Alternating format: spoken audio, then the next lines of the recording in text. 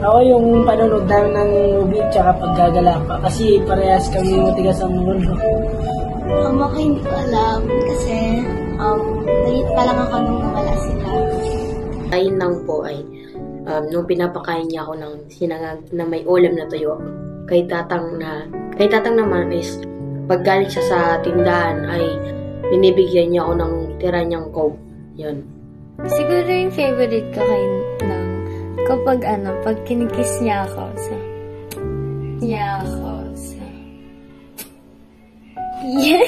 Ganon.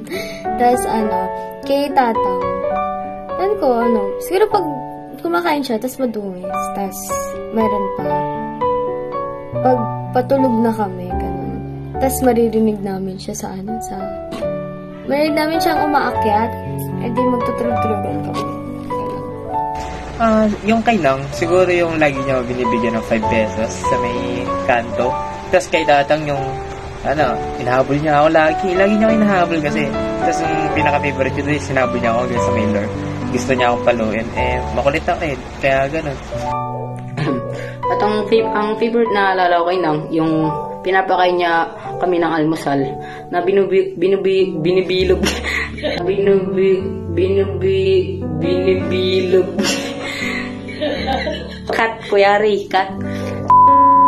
Sinaing bibilogin niya sa kamay niya. So bilog na nun yung kanin. And lalagyan niya ng ulam sa gitna and lalagyan niya ng sausawan na alubebe. So masarap 'yon. At kay tatang naman is favorite na alala ko kay tatang is kinokross niya yung paa niya tapos duduyan niya kami doon. Kung yung kada gabi kada matutulog namin yung iduduyan niya kami sa paa niya na nakakross siya. So yung pinakamasayang memory ko kay Nang, 5 pa lang kami magpipinsan, bata pa kami. So lagi kasi kaming nagbabakasyon sa Tarlac tuwing summertime.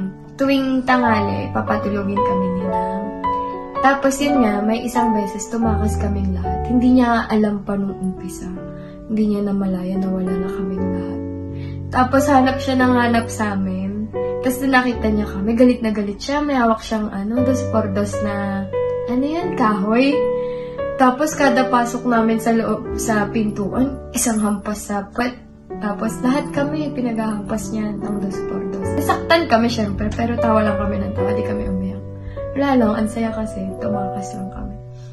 Tapos kay tatang naman, tuwing susunduin namin si Tita Dot. So kapag gabi na, mga 9 o'clock ba yun? Di ko na maalala. Uwian na ni Tita Dot. Kapag nagbukas na yung tricycle niya, tatakbo na kami, papunta dun sa tricycle kasi sasama nga kami sa pagsundo kay Tita Dot sa work. Pero may isa pa akong masayang memory kay tatang. May isang beses talaga na dinala niya kami sa resort. Siya lang mag-isa yung adult. Ewan ko kung ano naisip niya. Basta nag-aya siya, magsuswimming daw kami. So ayun, pinagbayad niya kami ng entrance. Tapos ang saya-saya niya nun, may mga bit-bit kaming pagkain. Saan ba yun? Sa Villanity siya. Ang saya lang kasi talaga nilabas niya kami. Favorite alaala ko kay Nang tsaka kay tatang. Kay Nang, yung amoy ng hininga nila. Tsaka yung sagal. Kay tatang naman, pag kumakain, lagi may hiwa niya puti-puti. Matik yun. Ako, favorite alaala ko kay Nang, yung pag kinikis niya ako na tapos alam mo yung niya, yung nakakalagang ganito. Yun, ang naalala ko kay Nang. At yung kay tatang naman, yung pagtawa niya, yung bulwak talaga. Tapos pag kumakain siya, kain dito. Tapos po siya. Okay? Yung kay tatang, yung pinaka-natatandaan ko talaga. Yung yung hililiit ko sa paa. Yung nadaganan niya, tapos muntikan nang maputol yung hililiit ko sa paa. Yan. Tapos tinang, yung, kapag meron silang anniversary dati, yung kapag magpupulong sila, tapos meron silang kinikita na lalaki. Nakalimutan ko yung pangalan ng lalaki. Tapos yung sabi, sinesend sa'yo yung, hindi ko alam kung gamot ba yun o ano, yung kapag gagalanin yung dito, sa ilalim ng kuko mo, tapos umaray ka, ayun na yun. Sa'yo niya naalala ko. Feeling ko kay Nang ako naman. Kasi si Tatang happy-go-lucky eh. Sila medyo strict. Feeling ko medyo strict. Lalo na kay Marian. Mas strict ako eh. Kay Nang siguro kasi mapagpasensya ako eh. Si Tatang, hindi siya mapagpasensya masyado. Tapos si Nang mapagpasensya. Kaya sa tingin ka sa kanya ako nagpana. Siguro kay Tatang. Kay Nang? Wala. Ang love you lang ni Nang. Parang ako. Ako, ay Tatang. Sa pagiging matigas ang ulo tsaka sa mahirap bawalan. Tingin ko nagmana ako kay Nang dahil sugal din ako ng sugal dati. Tsaka nagmana yung part din ni Tatang na pagiging madiskarte. Kasi lang naman, pagiging mapagbigay, kailangan natin kunin yung ganong trait na. Kasi one of a kind sinang lang sila. Siyempre, alam naman natin kung kanina, di ba? Kailang tayo. Ako, dahil si Daddy kamukha ni Tatang. I guess me too. Buong pusong pagmamahal ko sa kanila. Wala akong pera eh. Wala akong pera. Siguro, mga 50, 100, wala akong pera eh. Pero, siguro pag gano'n, pera eh. Mga ilang libo. Dati kasi siyempre medyo gipet-gipet.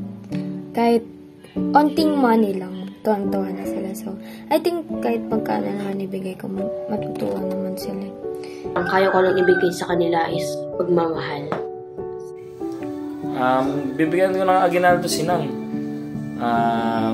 Bibigyan ko ng aginaldo si Nang siguro mga tig 2,000 sila ni Tatang. Siyempre 5K. Diyan naman.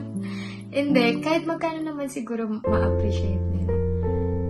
Hindi nga sila masyadong materialistic eh. Tsaka kahit simpleng bagay lang masaya na sila.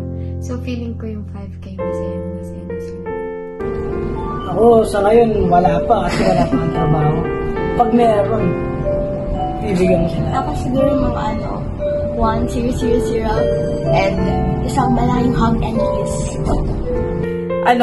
Wala ko pera eh. Wala ko pera eh. Katas ko na mag-aral. Siguro lang, 500. 500 sila. Wala akong trabaho ngayon eh. Ang bibigay kong pamasko, ginaldo ganun, dahil wala pa akong work. Lambing na lang. Lalambingin ko na lang sila. Ayun na yung best gift na mabibigay ko. Siyempre, tsaka na, pagkano, yung pera ganyan, pag may trabaho na ako. Kaya, sana makagraduate na ako, guys.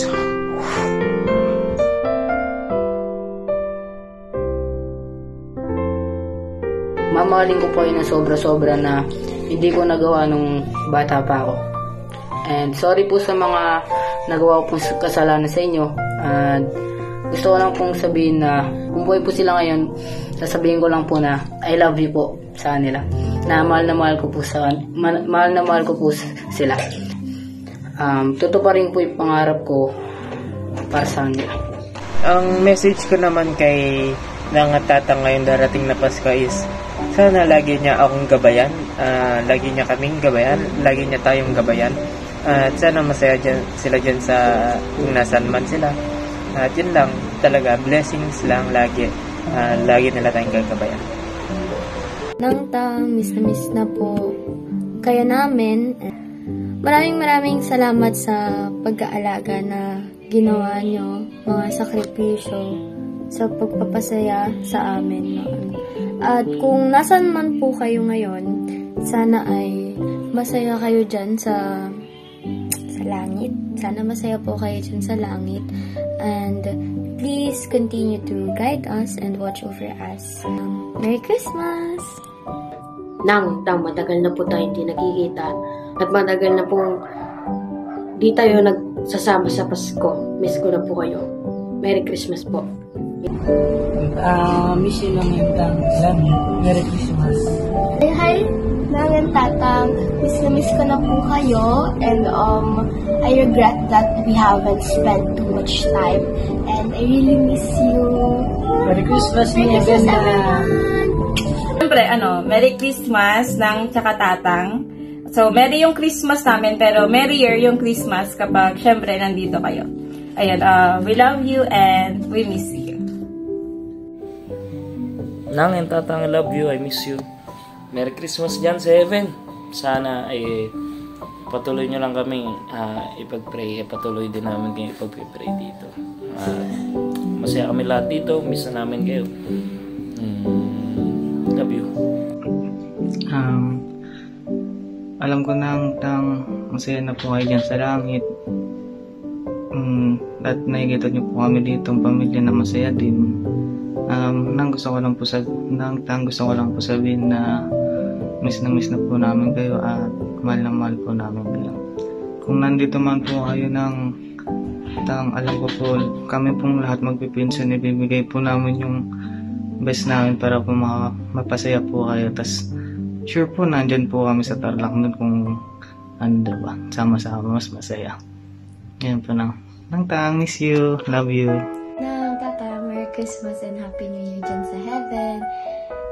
Masaya naman kami lahat dito.